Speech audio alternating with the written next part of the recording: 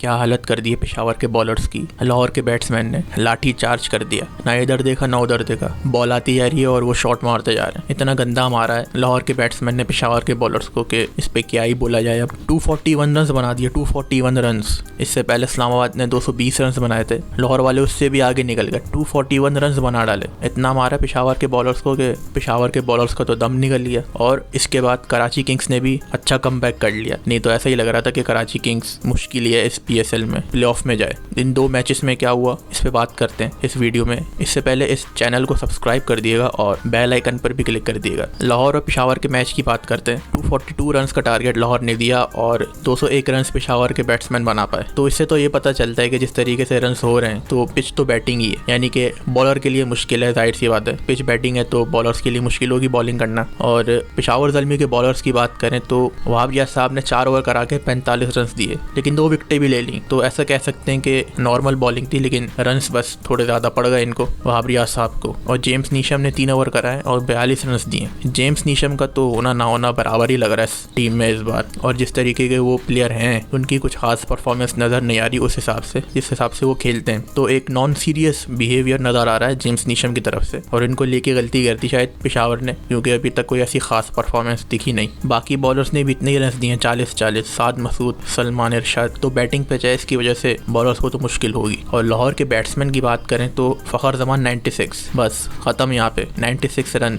4 run से century रह गई। आजम खान का भी यही हुआ था इस्लामाबाद में, 3 रन से सेंचुरी रह गई थी। तो ये एक फ़ायदा है अटैकिंग बैट्समैन होने का कि जब अटैकिंग बैट्समैन चल जाए ना तो फिर वो सामने वाली टीम को छोड़ता नहीं है। जैसे फ़खर जमान छोड़ा ही नहीं पेशावर ज़ल्मी के बॉलर्स को, सही से धोया, कुटाई कर दी। 10 छक्के मारे, 10 छक्के। अबे 10 छक्के मारे, छक्के भी इतने आराम से प्यार से मारे हैं कि उसको कोई प्रॉब्लम ही नहीं थी फ़खर जमान को कि बॉलर कौन है, कैसी बॉलिंग कर रहा है। और बॉल आ रही है और छक्के मारे जा रहे हैं। इतनी आराम से छक्के मारे हैं फ़खर जमान ने, बिल्कुल मज़े से उन्होंने बैटिंग करी है। कोई प्रॉब्लम ही नहीं थी कि बॉल कैसी है, सामने वाला बॉलर कैसा है, बस बॉल आ रही है और मारे जा रहे हैं। 10 छक्के 3 चौके, 213 के स्ट्राइक रेट से खेला है। अब सामने वाली टीम में बाबर आजम भी थे, उन्होंने तो देखा ही होगा खेलते हुए, लेकिन बाबर आजम का जो स्टाइल है वो डिफेंसिव है। अटैकिंग और डिफेंसिव 2 अलग अलग स्टाइल। तो फ़खर जमान का फ़ायदा यही है टीम में होने का कि अगर वो चल जाए स्पेशली T20 में तो रन्स आ गए टीम के लिए, तो टीम के लिए फ़ायदा ही फ़ायदा है, जैसे लाहौर को फ़ायदा हुआ है फ़खर जमान की वजह से। इसके बाद अब्दुल्ला शफीक ने 75 मार दिए, 5 छक्के 5 चौके। और सैम बिलिंग्स भी चल गए इस मैच में, 3 छक्के 5 चौके, 47 रन बनाए। सारे बैट्समैन के स्ट्राइक रेट 150 से ऊपर है, जो ये 3 बैट्समैन जिन्होंने कुटाई करी है पेशावर की। तो 241 रन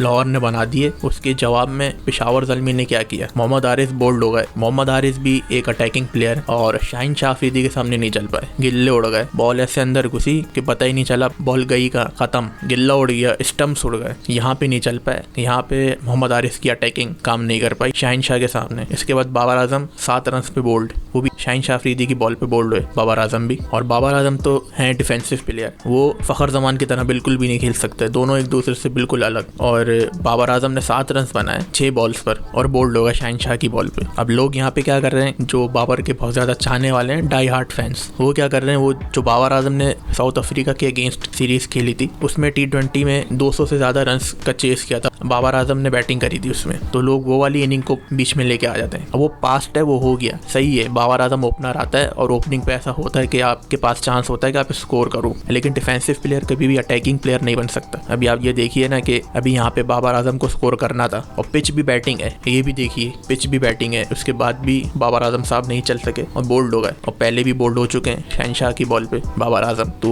बुराई कोई नहीं हो रही है यहाँ पे, बस डिफेंसिव और अटैकिंग स्टाइल की बात हो रही है। जिस तरीके से फ़खर जमान ने खेला था उस तरीके से अगर बाबर आजम खेल लेते तो टारगेट चेस हो सकता था। जिस तरीके की पिच है, 201 रन इस पेशावर ने फिर भी बना दिए थे। डिफेंसिव प्लेयर वही दोबारा बात, कभी भी अटैकिंग प्लेयर नहीं बन सकता। इमरान नज़ीर की बात अगर मैं करूँ, जिस तरीके से वो खेला करते थे, तो बाबर आजम और इमरान नज़ीर में बहुत फ़र्क है। और यही फ़र्क है कि बाबर आजम डिफेंसिव है और इमरान नज़ीर अटैकिंग है। जब ऐसी कोई कंडीशन हो जाती है तो इस तरीके से खेलना होता है जिस तरीके से फ़खर जमान ने खेला है, लेकिन अब बाबर आजम का स्टाइल ऐसा है कि वो नहीं चल पाए। साइम अयूब ने 51 रन बना लिए। उसके बाद टॉम कोहलर ने 55 रन बना दिए, 5 छक्के मारे, ये भी चल गया इस मैच में। उसके बाद फिर और बैट्समैन आए, उन्होंने थोड़ा बहुत खेल लिया। जेम्स नीशम 12 रन बना पाए, 1 छक्का लगा दिया। चलो 1 छक्का तो लगाया कम से कम, छक्का तो लगा कम से कम, ज़्यादा चल नहीं पाए, स्कोर नहीं हुआ, लेकिन चलो 1 6 तो मार दिया। अब जेम्स नीशम का इंतजार है कि वो कब चलते हैं 50-50। अगर वो मार लें तो कुछ ऐसा कह सकते हैं कि उन्होंने कुछ तो किया टीम में रह के, और अभी तक उनको शायद ड्रॉप नहीं किया गया, सारे ही मैच खेलते जा रहे हैं। और जिस तरीके के वो प्लेयर हैं, ड्रॉप करना बनता भी नहीं है, थोड़ा सा और चांस दे दें, क्या पता चल जाए। तो वही नॉन सीरियस बिहेवियर लग रहा है जेम्स नीशम का, अभी तक सही से वो चले नहीं है। उसके बाद फिर बैटिंग चली पेशावर की और 201 रन बना पाए पेशावर वाले, और मैच जीत गया लाहौर ने 40 रन से। एक अच्छा मैच हुआ था और लाहौर पूरी तरीके से भारी पड़ा पेशावर के ऊपर, और क्लास ले ली पेशावर की लाहौर ने। अब बात करते हैं कराची किंग्स और मुल्तान सुल्तान के मैच की।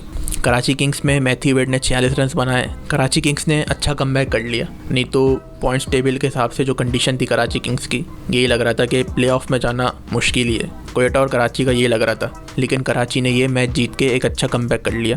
मैथ्यू वेड ने 46 रन बनाए, जेम्स विंस ने 27, तैयब ताहिर चल गए इस मैच में 65 रन बना दिए। शोएब मलिक और बाद में इमाद वसीम दोनों नॉट आउट थे। तो टोटल स्कोर था कराची का 167 और 168 का टारगेट मिला मुल्तान सुल्तान को, उसमें पूरी टीम ऑल आउट हो गई 101 पे। अब ये एक ऐसी परफॉर्मेंस है मुल्तान की तरफ से जो इस PSL में पहला ऐसा मैच है जिसमें ऐसी परफॉर्मेंस हुई है मुल्तान सुल्तान की। नहीं तो इससे पहले के मैचेस अगर देखें तो सारे अच्छे मैचेस जीते हैं मुल्तान सुल्तान ने और अच्छी परफॉर्मेंस रही है। तो इस मैच में पूरी टीम 101 पे ऑल आउट, कोई भी नहीं चल पाया सही से। मुल्तान सुल्तान की बैटिंग की बात करें तो शान मसूद 25 रन, मोहम्मद रिजवान 29, रोसो नहीं चल पाया इस मैच में। रोसो और मिलर दोनों ही नहीं चल पाए, दोनों ही खतरनाक हैं और दोनों ही भीगी बिल्ली नजर आए इस मैच में। 7-7 रन बनाए दोनों ने, एक चौका मारा है। खुशदिल शाह 4 रन आउट, वो भी बोल्ड तबरेज़ शम्सी की बॉल पे। खुशदिल शाह पता नहीं क्या कर रहे हैं अपने साथ, सही से वो बैटिंग पे ध्यान नहीं दे रहे हैं शायद, जिसकी वजह से इस तरीके की उनकी परफॉर्मेंस है। और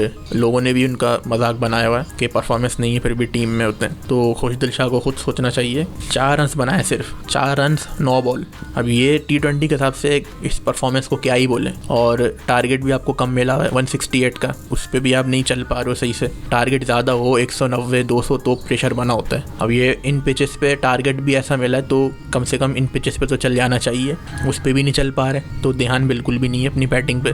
खुशदिल शाह साहब को देखना पड़ेगा इस पर क्या है क्या नहीं है। फिर अनवर अली ने बैटिंग करी, 12 रन बनाए और 1 छक्का मार दिया। अनवर अली साहब ऑलराउंडर हैं, बैटिंग भी करते हैं बॉलिंग भी करते हैं, तो बहुत कम इनको चांस मिलता है टीम में, और अभी इनको चांस मिला है टीम में तो इनको इतना कह नहीं सकते कि आपने सही नहीं किया है, तो थोड़ा टाइम लगेगा। और अगर ये और मैचेस अगर खेलते हैं अनवर अली तो आगे अच्छी परफॉर्मेंस हो सकती है। कराची की बॉलिंग में इमाद वसीम ने 34 रन दिए, 2 विकेट्स लिए। इमाद वसीम ही एक ऐसे वाइड प्लेयर हैं जो अभी कराची में चल रहे हैं और ऑलराउंडर हैं, और ऑलराउंडर का यही फ़ायदा है कि अगर बैटिंग में नहीं चलते हैं तो बॉलिंग में चल जाते हैं। तो इससे पहले इमाद वसीम बैटिंग में अच्छा चल रहे थे, परफॉर्म कर रहे थे, और इस मैच में बॉलिंग भी अच्छी कर ली है, 2 विकेट्स लिए और 34 रन दिए।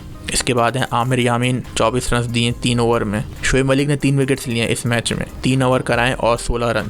अच्छी बॉलिंग करी शोएब मलिक ने, और शोएब मलिक भी ऑलराउंडर हैं, तो वही बात, बैटिंग में नहीं चल रहे तो बॉलिंग में चल जाते हैं। इसके बाद तबरेज़ शम्सी ने 3 विकेट्स ले ली, 4 ओवर्स देके 18 रन। सबसे बेहतरीन बॉलिंग करी है तबरेज़ शम्सी ने, तो इनको टीम में लाने का एक फ़ायदा हो गया कराची को। कराची ने मैच जीत लिया इनकी वजह से, तो एक अच्छा कमबैक करा है कराची ने। और आगे देखते हैं कि कराची की टीम और कितने मैचेस जीत पाती है और प्लेऑफ के लिए क्वालिफाई कर पाती है या नहीं कर पाती है।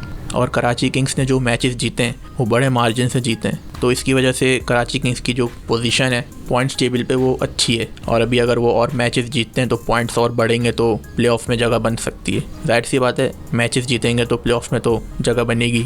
तो कराची किंग्स का भी कुछ पता नहीं है आगे जाके, क्या पता ये मैच हार भी जाएँ, जिस तरीके से ये पिछले मैचेस हारे हैं। और ये अभी एक मैच जीत गए तो कमबैक हो गया अच्छा, वरना तो मुश्किल ही लग रहा था। तो अब देखते हैं कि आगे मैचेस में क्या होता है। इस चैनल को सब्सक्राइब कर दिएगा और बेल आइकन पर भी क्लिक कर दिएगा।